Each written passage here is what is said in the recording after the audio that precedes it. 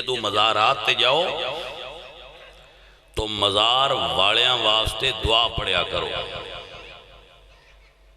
جو صاحب مزار نے انہاں واسطے دعا پڑھا کرو اور انہاں دے وسیلے نال اپنے رب کو طلب کریا کرو۔ مزارات نو سجدے نہ کریا کرو، مزارات تے غیر شرعی منتا نہ منیا کرو، لیکن بندیاں دی یہ گل بھی نہ منیا کرو بھائی قبراں دی گل ہی کوئی نہیں گل قبراں دی ہے، کوئی سمجھ آئی یہ گل دی کہ کوئی نہ،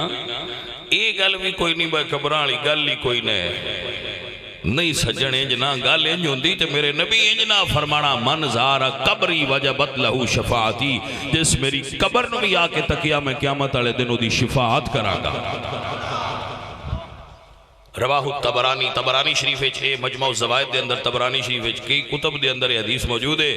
میرے حضور نے فرمایا من زار بعد وفاتی،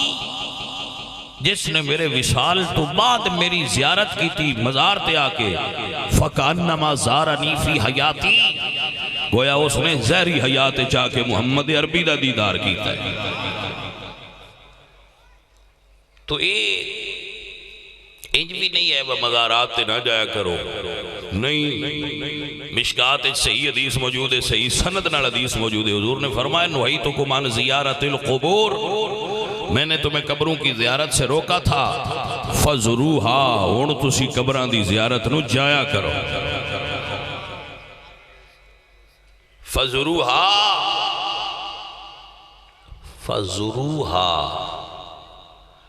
ضروہا مطلب زیارت نو جایا کرو۔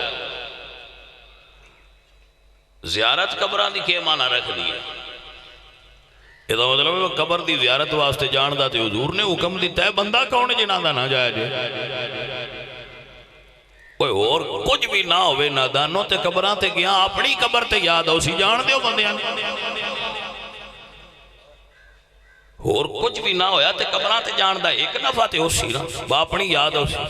تے میلے ٹھیلے تے شریعت ویسے ہی ممنوع نہیں، انہاں دی کون بات کر رہے، میلے ٹھیلے نہ لگاؤ، اللہ دے ولیاں دے مدار تے جان دا طریقہ بھی ہوئی اپناؤ جڑا اللہ نے قرآن اور مصطفیٰ نے اپنے فرمان اچ بیان فرما دیتا ہوئے، بس شریعت دی حدود تے تعین شدہ نہ انہاں دے مطابق چلنا۔ عزیزوں اور ساتھیوں، اے رسول اللہ سرکار دا پاک دین ہے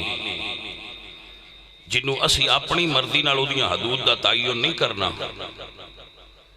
بھائی میری خواہش ہے انج ہونا چاہیے، دین میری خواہش دا نا کدو دا ہو گیا، دین میری تے تیری خواہش دا نا نہیں۔ اللہ فرماتے ہیں ما کان لمؤمن ولا مومنۃ اذا قضى اللہ ورسولہ امرا ان یکون لهم الخیرہ،